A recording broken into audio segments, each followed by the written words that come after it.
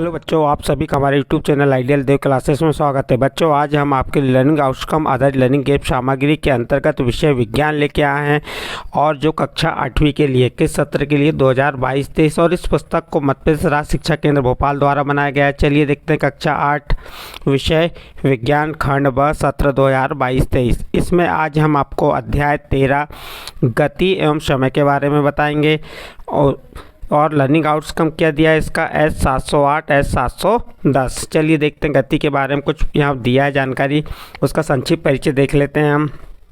यहाँ दिया है गति, जब कोई वस्तु समय के साथ अपनी स्थिति बदलती है तो हम किसी वस्तु को गति में अनुभव करते हैं। उदाहरण के लिए, जब वाहनों की स्थिति समय के साथ बदलती है तो हम कहते हैं कि वाहन चल रहे हैं अथवा वाहन गति में है। इसी प्रकार अगला क्या दिया है, मंदा अथवा तीव्र। कुछ वस्तुओं की गति मंद होती है जबकि कुछ वस्तुओं की गति तीव्र होती है। कुछ वाहन अन्य वाहनों की तुलना में अधिक तीव्र गति करते हैं। एक ही वाहन विभिन्न समयों पर तीव्र अथवा मंद गति करता है। एक वस्तु जो एक निश्चित दूरी को तय करने में अधिक समय लेती है उसे मंद गति के रूप में जाना जाता है, जबकि दूसरी वस्तु जो समान दूरी को तय करने में कम समय लेती है उसे तीव्र गति कहते हैं। इस प्रकार से मंद गति और तीव्र गति के बारे में बताया। इसके बाद चाल क्या है, किसी वस्तु द्वारा एकांक समय में तय की गई दूरी को हम उस वस्तु की चाल कहते हैं। इसके बाद नेक्स्ट देखिए, चाल की मापन। और चाल की मापन का सूत्र क्या हो जाएगा, चाल बराबर तय की गई दूरी भागित लिया गया समय। अर्थात किसी वस्तु की चाल उसके द्वारा तय की गई दूरी उस दूरी को चलने में लिए गए कुल समय से विभाजित करने पर प्राप्त होती है। इसका मूल मात्रक मीटर प्रति सेकंड होता है। आपने बस तथा कार के डैशबोर्ड पर मीटर देखे होंगे। इसमें किसी एक मीटर के कोने पर किलोमीटर प्रति घंटा लिखा है। इसे चाल मापी स्पीडोमीटर कहते हैं। इससे सीधे किलोमीटर प्रति घंटा में चाल ज्ञात हो जाती है। इसमें एक अन्य मीटर भी होता है जो वाहन द्वारा तय की गई दूरी को मापता है। इसे पथ मापी आडोमीटर कहते हैं। इसके बाद समय की माप के बारे में क्या दिया, देखिए समय की माप से हमारा तात्पर्य काल अंतराल की माप से है। संभवतः समय मापने की सबसे सामान्य युक्तियां घड़ी ही हैं। सभी घड़ियों में आवृत्ति गति का उपयोग किया जाता है। आवृत्ति गति का एक चित्र परिचित उदाहरण सरल लोलक है। इस प्रकार से सरल लोलक के चित्र बने हुए हैं। देखिए यहाँ पे ये एक सरल लोलक है ए नंबर में और बी नंबर है। दोलन करते समय लोलक के गोले की स्थिति में परिवर्तन। देखिए यहाँ दोलन करते हुए उसकी गति की स्थिति में परिवर्तन। अब चित्र ए में देखिए क्या बताया, दर्शाया अनुसार सरल लोलक धातु के छोटे गोले अथवा पत्थर के टुकड़े को किसी दृढ़ स्टैंड से धागे द्वारा निलंबित करके बनाया जाता है। धातु के गोले का लोलक का गोलक कहते हैं। इसके बाद दिया चित्र बी में, क्या दिया चित्र बी में, जब लोलक का गोलक अपनी माध्य स्थिति ओ से प्रारंभ करके ए तक फिर ए से बी तक एवं बी से वापस ओ पर आता है तो यह कहा जाता है कि लोलक ने एक दोलन पूरा कर लिया। लोलक तब भी एक दोलन पूरा करता है जब उसका गोलक एक चरम स्थिति ए से दूसरी चरम स्थिति बी पर तथा बी से ए वापस पर आ जाता है। सरल लोलक को एक दोलन पूरा करने में जितना समय लगता है उसे सरल लोलक का आवर्तकाल कहते हैं।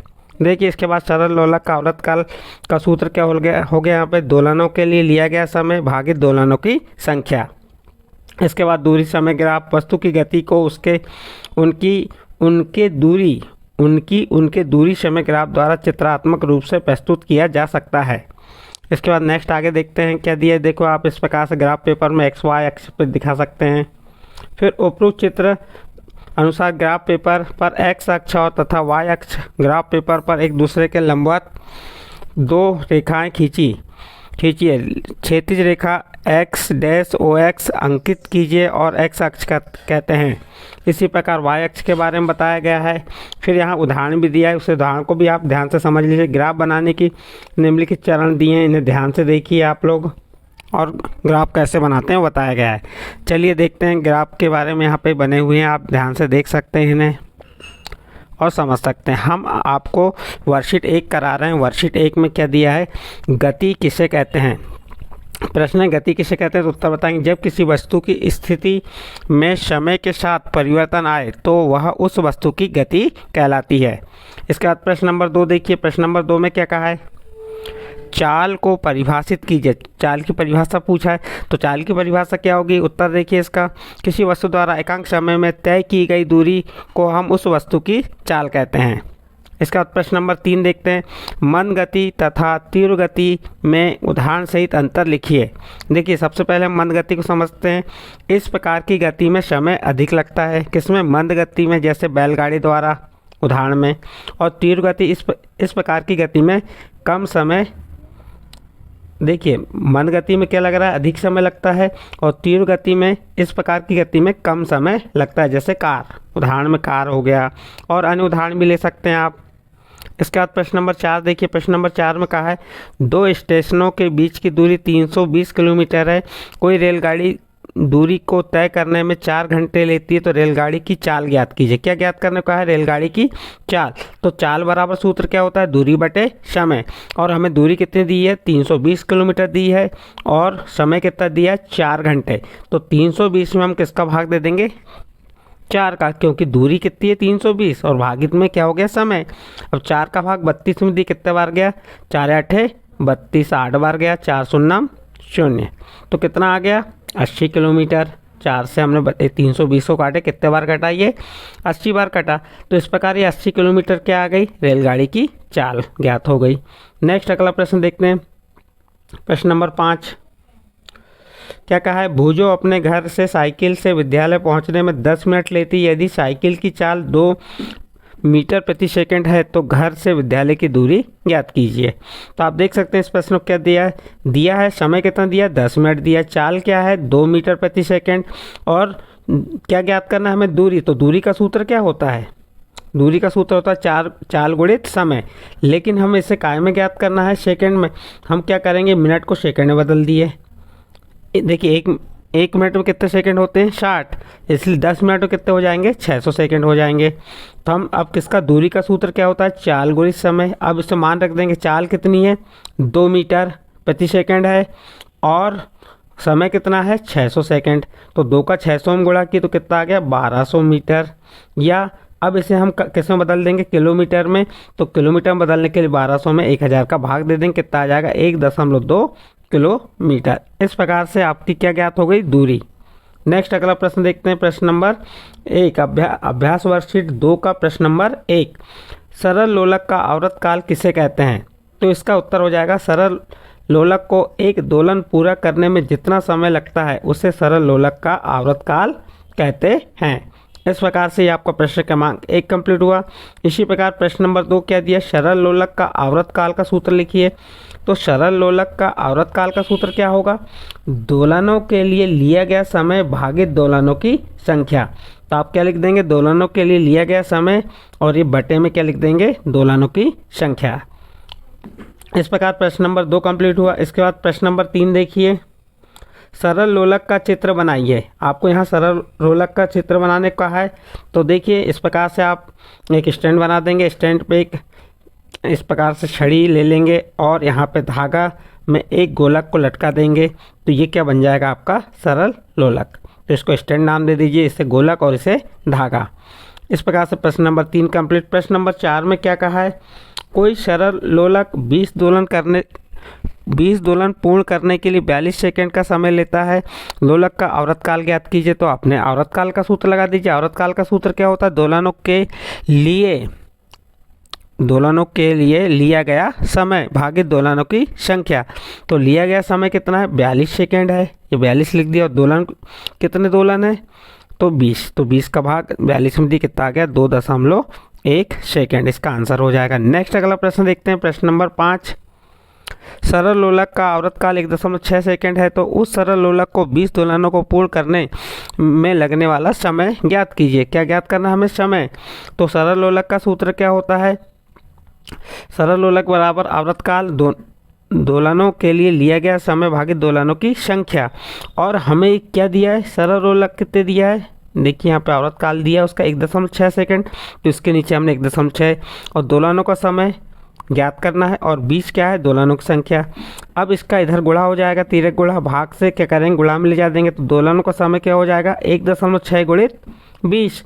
और जब 20 का हम 1.6 से गुणा करेंगे तो क्या आएगा, 32.0 सेकेंड। इस प्रकार प्रश्न नंबर 5 का आंसर हो गया, दोलनों का समय क्या हो गया, 32.032 सेकेंड आ जाएगा। यहाँ कितना आ जाएगा, 32 सेकेंड।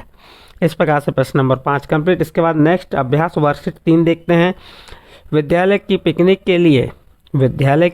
के लिए जाते समय बूझों ने यात्रा समाप्त होने अर्थात पिकनिक स्थल तक पहुंचने तक हर 30 मिनट के पश्चात बस की पथमापी का पाठ्यांक नोट कर उसने निम्न सारणी बनाई। देखिए हम पाठ्यांक और सारणी के बनी यहाँ पे।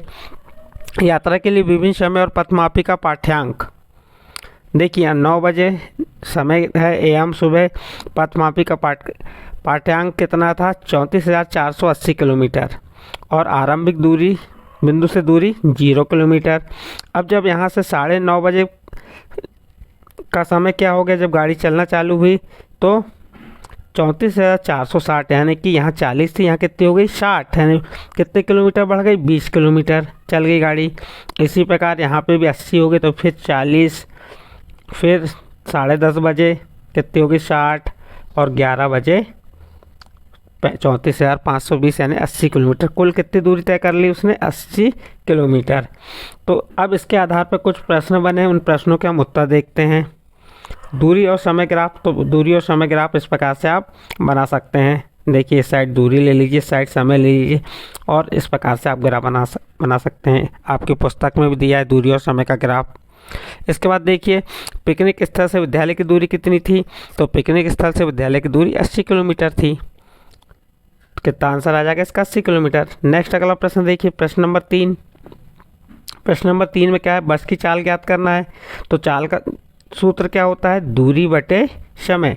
तो दूरी कितनी है 80 किलोमीटर और समय कितना लग रहा है 2 घंटे, क्योंकि 1 घंटे में वो कितनी चल रही है 30 चल रही है, 30 मिनट चल रही है। तो कितने कहाँ तक जा रहे हैं हम, 30 मिनट हो रहा है। तो इस प्रकार से कितने घंटे होते हैं, टोटल 2 घंटे हो जाते हैं उसे 80 किलोमीटर चलने में।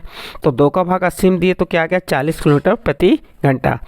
बस को विद्यालय से पिकनिक स्थल पहुंचने में कितना समय लगा, आप देख सकते हैं सारणी में 1 घंटे में उसे कितना समय लग रहा है, 20 मिनट लग रहा है। कितना 30 मिनट, तो 30 आप कितना देखते हैं यहाँ पे, 9 बजे से 9:30 बजे 1 घंटा हो गया, फिर 1.5 2 घंटे, कितने घंटे लग रहे हैं उसे 2 घंटे, तो यहाँ 2 घंटे आ जाएगा। 10:45 तक बस ने कितनी दूरी तय की, तो उत्तर हो जाएगा 10:45 तक बस ने 70 किलोमीटर की दूरी तय की। इस प्रकार से प्रश्न नंबर 5 यहाँ कंप्लीट होता है। नेक्स्ट प्रोजेक्ट कार्य देखते हैं। आप प्रोजेक्ट कार्य में देख सकते हैं आपके आसपास की वस्तुओं में होने वाली गतियाँ सरल रेखी, अवरत गति और वृत्तीय गति को पहचानिए तथा निम्न सारणी अनुसार सूचीबद्ध कीजिए। ये सारणी बनी हुई है। गति का उदाहरण सरल रेखी, गति का प्रकार सीधी सड़क पर वाहनों की गति। जो सीधी सड़क होती है उसमें वाहनों की गति जो होती है उसे देख सकते हैं आप, किस में आ जाएगी, सरल रेखी में आ जाएगा।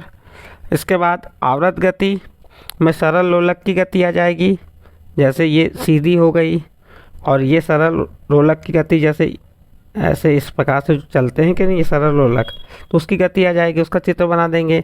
वृत्तीय गति में पंखे की गति, पंखा कैसे घूमता है उसकी गति बना देंगे इस प्रकार से आप। तो इस प्रकार से आप इस प्रश्न को कंप्लीट कर सकते हैं। नेक्स्ट अगला प्रश्न, निम्न स्थितियों में गति के दूरी समय ग्राफ की आकृति बनाइए। तो आप यहाँ पर दूरी और समय ग्राफ की आकृति इस प्रकार से बना सकते हैं। सड़क किनारे खड़ी हुई कार का किस प्रकार से ग्राफ बनेगा, आप इस प्रकार से उसका ग्राफ बन सकता है। तो इस प्रकार से 2 नंबर प्रश्न कंप्लीट। नेक्स्ट अगला प्रश्न देखिए, 100 आकलन।